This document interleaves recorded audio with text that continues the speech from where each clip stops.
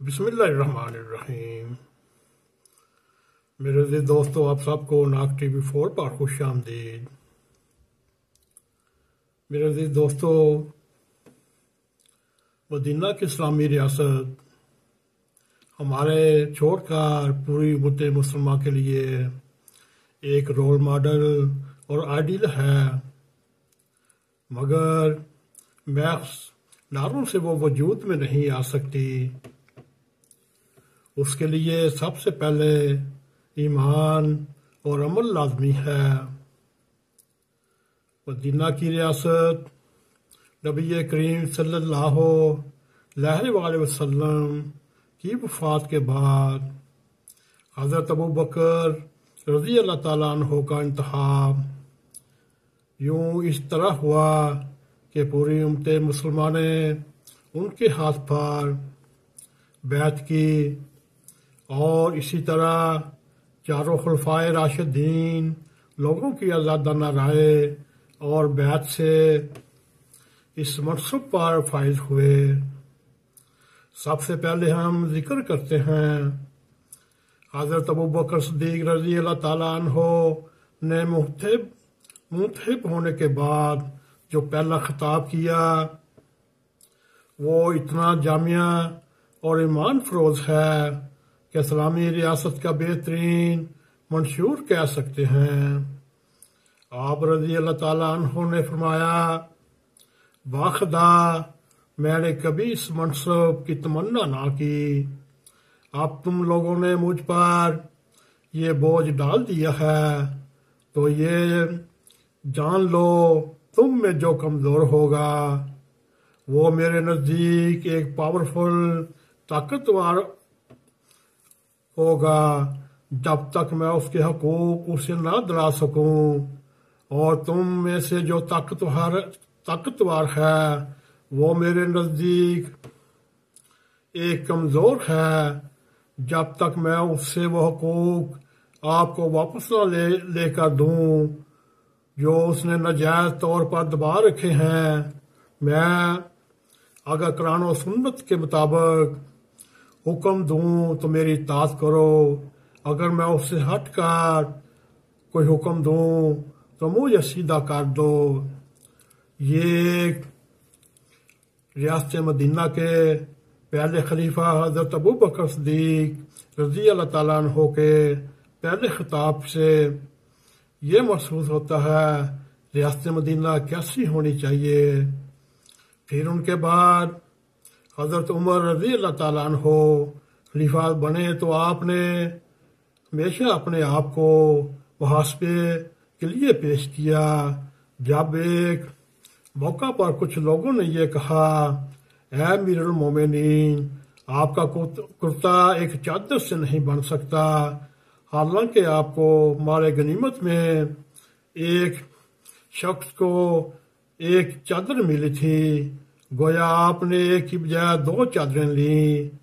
اس پر آپ نے اپنے بیٹے عبداللہ بن عمر رضی اللہ تعالیٰ عنہ سے کہا، تم جواب دو، تو انہوں نے مجمع عام میں فرمایا، ایک چادر میرے ابا جان کو ملی تھی اور ایک چادر مجھے ملی، میں ابا جان کے پرانے کرتے کی جگہ نیا کرتا سلوانے کے لیے اپنی چادر بھی ابا کو دے دی۔ اس پر سوال کرنے والے مطمئن ہو گئے اور کہا، امیر المومنین، ہم آپ کی بات سنیں گے اور آپ کی اطاعت کریں گے۔ اور اسی طرح ایک مرتبہ کسی صحابی نے محاسبہ کرنے والوں کو ٹوکا تو حضرت عمر رضی اللہ تعالیٰ عنہ نے فرمایا، نہیں، ان کو اپنی بات کہنے دو، اگر یہ ہمارے اندر کوئی غلطی محسوس کریں گے تو خاموش رہیں گے، اور ان میں کوئی خیر اور بلائی باقی نہ رہے گی، اور اگر ہم ان کی باتوں کو نہ سنیں تو انہیں مطمئن نہ کریں، تمہارے اندر کوئی بھی خیر اور نیکی نہیں رہے گی۔ آپ رضی اللہ تعالیٰ عنہ فرمایا کرتے تھے، حضور صلی اللہ علیہ وآلہ وسلم جب اپنے آپ کو محاسبے کے لیے پیش کرتے تو میں اور گورنر جرنیل کس بات کی مولی ہے؟ ہم کیسے محاسبے سے بالا تر ہو سکتے ہیں؟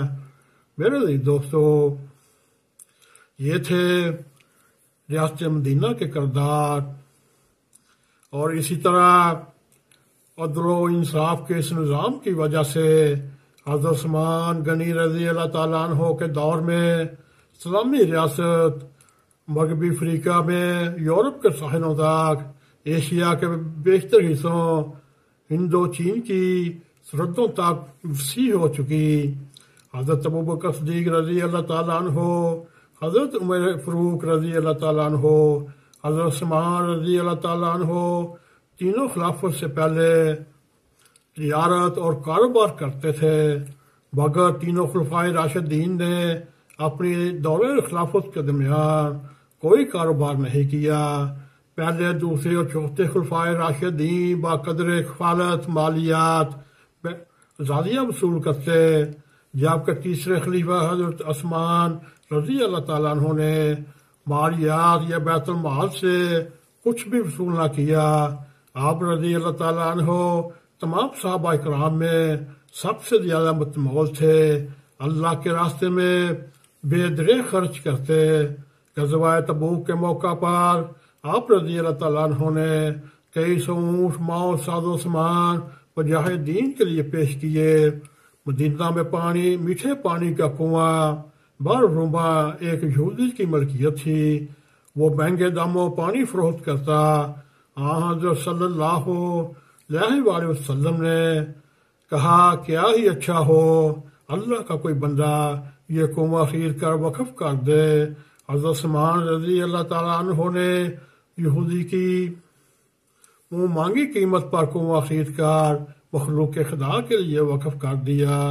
شہادت کے وقت آپ رضی اللہ تعالیٰ عنہ نے لوگوں کو بتایا، آپ کے پاس کل پونجی 2 مکان، ایک مکہ اور ایک مدینہ میں، 2 اونٹ ہیں، 2 جوڑے کپڑوں کے ہیں، چند درم۔ کیا آپ نے اتنی بڑی ریاست کا حکمران بننے کے بعد بھی دولت کیا بنانا تھا؟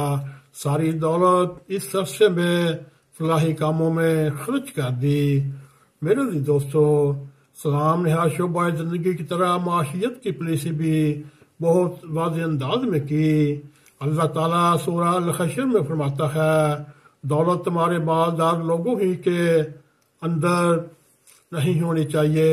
ایت جیبن 7۔ دولت کی گردش اور اس کا عوام تک پہنچنا معاشیت میں ریڑھ کی ہڈی کی سماع یا حیثیت رکھتی ہے۔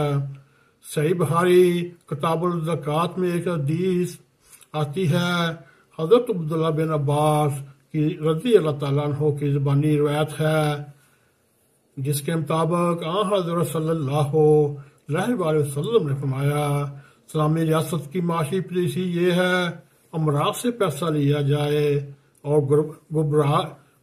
غربا میں تقسیم کیا جائے، اور اس طرح سود، رشوت، جوا، چور بازاری، زہر اندوزی